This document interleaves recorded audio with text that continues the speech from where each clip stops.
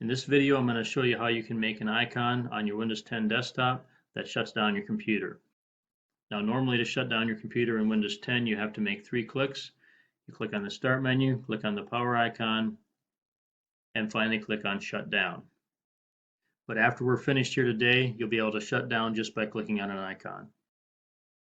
So right-click on an open area of the desktop, go to New, click Shortcut, type in Shutdown, space, -P, click Next. If you don't like the name there, you can name it whatever you want. Click Finish.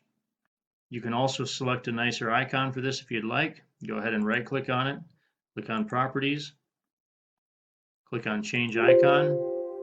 Just click OK on the warning message and then choose the icon you want. I'm going to choose this one. I'll click OK, OK. And now all I have to do to shut down my computer is double-click on this icon.